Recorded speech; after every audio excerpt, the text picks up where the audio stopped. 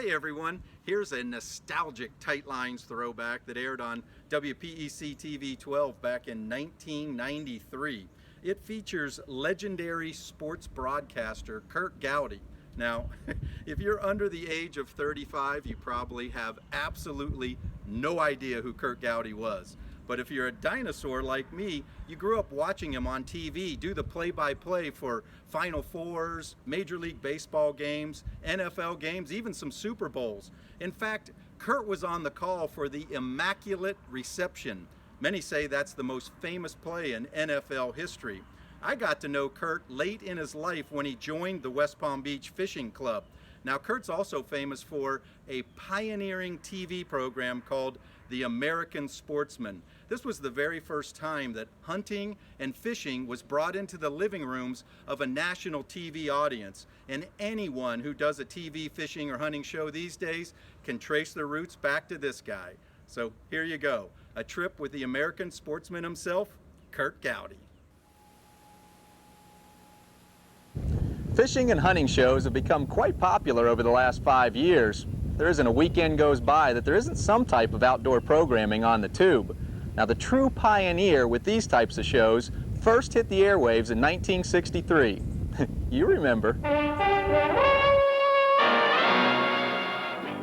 For 20 years, American Sportsman brought the great outdoors into the living rooms of millions of viewers, and this familiar face was at the helm. The very first one we did was for Wide World of Sports. And I got the idea to do this World Championship trout fishing contest in Argentina, where America would go against the Argentinians.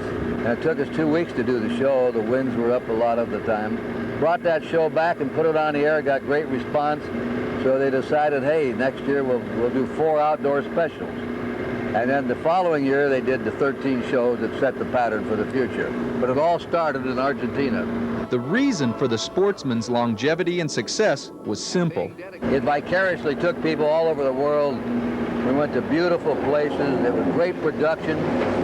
We were the first ones to use live sound. But it was really the first of its kind, wasn't it? First of its kind. No other show like it was on the air. And now there are all kinds of fishing shows. A lot of them look alike. But that was the premier, the father, the granddaddy of them all. Celebrities of the time also helped bring the show to life and revealed a side of their personal life not usually publicized. He's talking to you. Yeah. He's saying, isn't that Curt Gowdy? Yeah. This Jack doesn't know how privileged he is. Yeah. Adios. The best fishing trip I think I was ever on was in 1957 to the Isle of Pines, Cuba.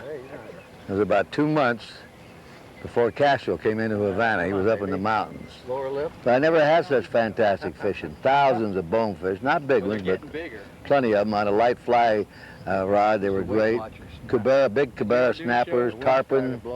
We went into these little lakes, charcoal ditches. You'd have to lay in the bottom of the boat. The branches were overgrown. Then suddenly you'd merge into the most beautiful little lake with water lilies in bloom, and had 30 or 40 pound tarpon in there and big snook. And it was almost like a paradise. The snook must have been listening to Curt's stories also. Look at that, right in the lip. That's an American Sportsman hook up there. So anyway to hook them. Ted Williams and I used to fish for those big snook over at Marco Island in the 50s. One of us would drive the station wagon, the other stand up in the tailgate, go right along the shoreline with Polaroids. Look out there and you could see them swimming along the edge of the shore. We'd jump out and cast to them. Big snook, 20, 30 pounders. It was marvelous. No, the snook we caught weren't big, but marvelous indeed to hear the stories of a true American sportsman. For TV 12 Eyewitness News in the West Palm Beach Fishing Club, I'm Tom Twyford. What happened? Tight Lines.